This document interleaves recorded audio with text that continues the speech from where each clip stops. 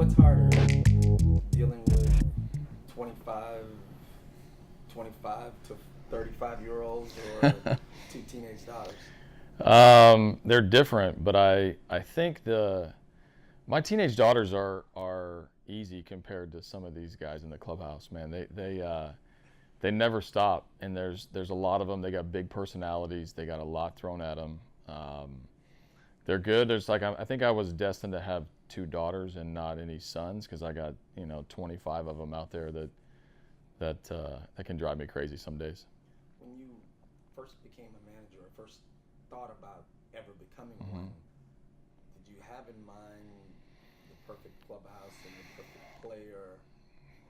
But was it hard to imagine, though, you're not going to get 25 of Yeah, those? no, I think you have an idea. So when you first start out with this, you have an idea of the managers you played for. So I look back and I look at Charlie Manuel and Larry Boa and Tony Muser and Art Howe, all drastically different personalities, but they were managerial to me. So when I became a manager, I kind of tried to act like all of them, in one. And what I realized is that the players want an authentic leader that is just them. The fatal flaws, the issues, just be yourself, be your own personality, and you can build a culture that you dream of organically and naturally. So when I got to Houston, I promised myself that I was just going to kind of let loose and be myself and create this culture of setting the bar really high. The winning was expected. Let the players flourish, their personalities, their style of play, the things they bring to the ballpark every day with them, and make the focus be on the field. And so you take a little bit of what you learned in the past, apply it to what you know now, and mix it up in a clubhouse, and it spits out what we got going right now. What was the last major mistake you made? Here, I think for me, it's the hardest part for me is communicating bad news. And when I look at some of the bad news that I've had to tell players, whether it's their situation, pulling a guy, I remember back in 15, it was a big deal to me pulling Scott Feldman out of the rotation. He's a veteran guy, clubhouse leader, really difficult to do. When the Ken Giles situation happened over the last couple of years, very volatile situation, that creates its own challenges. The watching players play through injury when I know that they are banged up, and it's the balance of the greater good versus what's good for the Jose Altuve's and Carlos Correa's last playoffs. My toughest situation, my toughest draw every day is making sure that I am completely transparent, good or bad, because like a parent, I just want what's best for them. I want them to feel good at the end of the day, and sometimes I got to deliver bad news or rough news or stern news. I think that's where I'm trying to get better. Yeah. As you improve at that, I mean, what else are you working on in your game? I think trying to manage the perfect game, and I don't mean that by a pitcher. I don't mean 27 up and 27 down. I mean putting every single person in a position to be successful. My job as the manager is to win games. I get it. That's the result. But the process that I have to go through to make sure I'm playing the guys at the right time, making sure I give them their rest days, making sure I put the pitchers in at the right times, making sure I can read Justin Verlander's body language when he's fatigued, even though he's screaming at the top of his lungs that he's not. You can always get better at the human side of this game, and reading your players, knowing your players, and putting your players in a position to be successful. We've been pretty good around here as a result, and the results have spoken for themselves, but I'm always itching to know my players at a deeper level to where I put them in the best position possible. And you have to know them to be able to get the best out of them. No, you do, because it's different nowadays than even before. I mean, this generation of players really does. They want to know everything. They want to ask why. They want to question authority. They want what's best for them. They want what's best for the team. But there's so many different variables nowadays that players have to deal with. If you don't know what makes each player tick, if you don't know which player to get on pretty heavily, which player to pat on the back, which player to give a hug, which player to kick in the rear end, you're not gonna be an effective coach nowadays. And that takes work. It takes time. It takes relationship building skills, and it takes experiences. You know, I look out at that clubhouse right now, we've had really good highs across the board. You win the World Series, you win the AL West 2 years in a row, you make the playoffs in 15. And we've had some frustrating. 16 was very frustrating for a lot of guys in there. The end of last season when we lost to the Red Sox, very tough for those guys. Those experiences shape your relationship and give you something to build on. You talk about guys like Charlie Manuel and Art Howe, lifers in the game. Yeah. Obviously, you're going to be a lifer. Right. Do you try to measure this day-to-day grind? Because it seems like, you relax and you seem to be relaxed around us. Yeah. I know you're grinding. Yeah, no, I am. I think the wins and losses are always going to define sort of success. In a competitor, it's like your batting average when you're a hitter. It's your ERA when you're a pitcher. It's your managerial record when you're managing.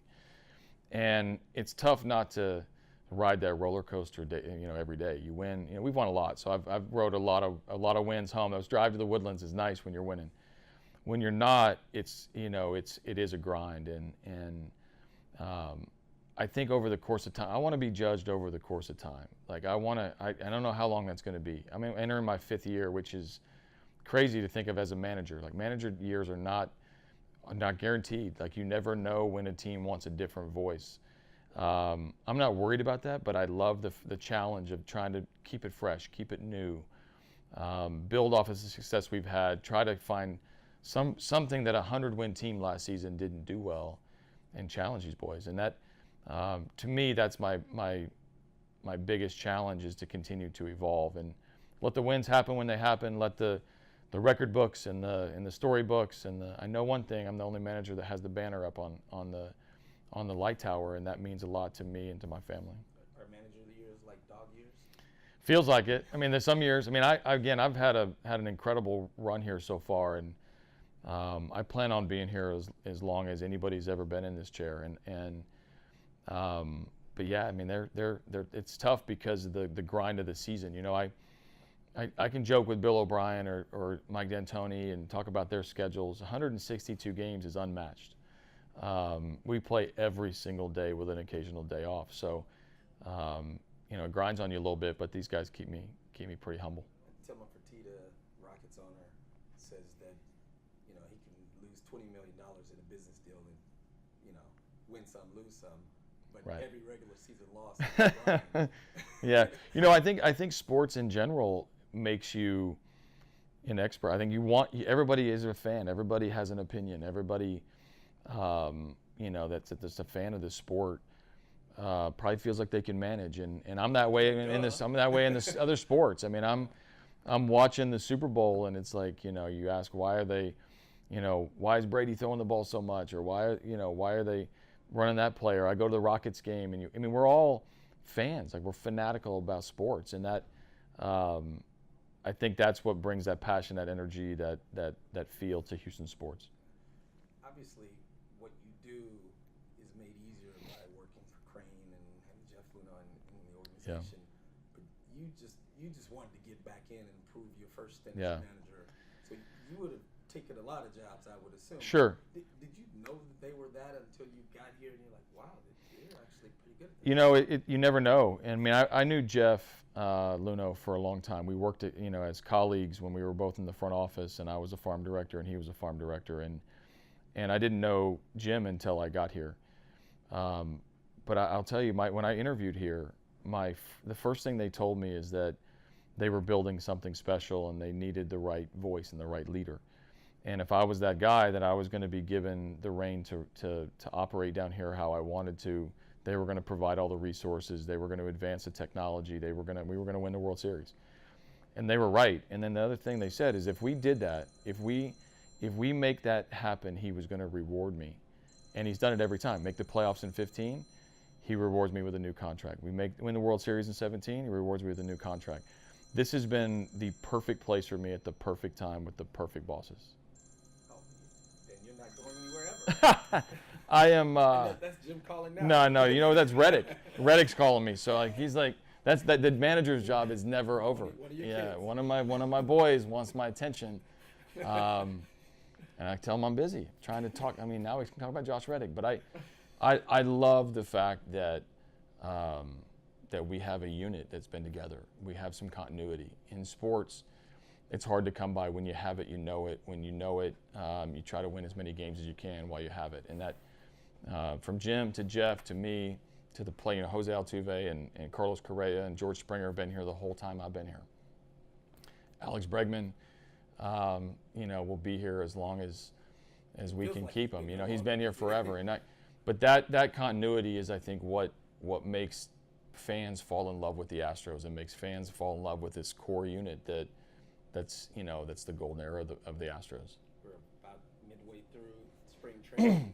When does that gear start shifting for you and you really start getting excited? Yeah, the cuts, you go from 60 players down to 35, and then you get it down to 30, and then you get it down in the 20s, and you start to shape your team. You have a pretty good idea that things shift, and because the room gets small, it starts to feel like your clubhouse back in Houston. The names are all familiar. You maybe have a competition or two still in the mix, but there's an off day on March 18th, and I've circled that day from the beginning of preparation for spring training. That's the day we're going to have our team ready. We have a week left in camp. We're going to treat it like the regular season, to where we can get off to a really good start. One of the parts of the seasons that I've been here has been our start. We've been having good starts every year, and it's 162 games. You can make up for any bad week, whether that week's at the beginning of the week or the middle of the season or the end of the year. But there's something about getting off, in the first 7 to 10 games, and getting rolling and getting into the season successfully. And I think it's because of how we prepare. One last thing, what's your best story about one of these kids who is here in camp? And you don't have to name them, but oh no, I'll name them. I mean, this camp, we've had so much fun with Forrest Whitley. He's a guy who everybody knows, #1 pitching prospect in baseball. And it's funny, I have a morning meeting every day, and a lot of it's just fun. We're give them a daily schedule and what we're going to do that day, and I go over a few things from the game before, and do have a little bit of baseball talk and a lot of banter, a lot of fun. Well, we stand up Forrest Whitley to have him introduce himself to the team.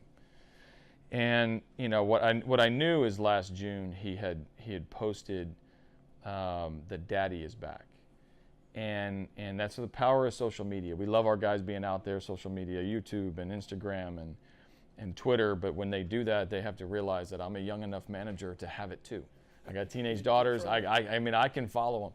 And so we had a jersey made, and JV decided he was going to have Whitley wear it, and it said Daddy on the back, same number as he always had. So I had him tell the story. And that day, it was interesting to bring the group together. We beat the Texas Rangers that day, the previous season, and Chirinos had played for the Rangers and got a base hit, so I got to bring him into the conversation. And Tony Kemp had got a couple of hits, and he got put into the conversation. And Yuli had gotten a big RBI double, so I pulled him into the conversation. And you start to build this, and Whitley probably doesn't even know it, but that whole thing was set up so that I could bring a clubhouse together, because not so distant future, Forrest Whitley's going to pitch for us. And he's going to enter that clubhouse, and there's going to be some familiarity with those names that I mentioned, plus Altuve, plus Bregman, plus Verlander, plus Cole. And that's what spring training is all about. And that day when Whitley stands up, he's totally embarrassed. He's wearing a jersey that says Daddy that's going to be plastered all over social media. That story will be told, during his debut and during his early days when he's an Astro and up in the big leagues. And that, I firmly believe that's a demonstration of our culture, what we got working. And when he walks into the clubhouse at Minute Maid, they're going to call him Daddy, and they're probably going to have they're going to have the name tag above the locker. I can almost guarantee you it will say Daddy. Special season coming up. They're all special, I assume, but this group you have to feel. Yeah, one part of my that I sit down and talk about or write down what I'm going to say to a team. So I'm like, what do you say to a team that's won 100 games 2 years in a row, including the World Series? And I don't have to motivate these guys. They know what's at stake. I don't feel like it's that speech, but I wanted to bring some reality to them. And what I told them was they better appreciate the group that's in there. every team's different. And we know we've had some really big names leave our organization the last couple of years. Fans relate to them, teammates relate to them, managers relate to them. And you never know when this team, how it's going to change. You know, sports is different. Baseball's different. Guys start moving around teams a little bit more often now than ever before. So we want to soak it up and embrace this opportunity with this group. Justin Verlander and Garrett Cole at the top of our rotation. George Springer, Alex Bregman, Jose Altuve, Michael Brantley, Carlos Correa, Yuli Gurriel, a potential record-setting offense. Like, let's make sure we do everything possible to make this as memorable as possible, because no team is ever the same. Thanks, sir. You got it.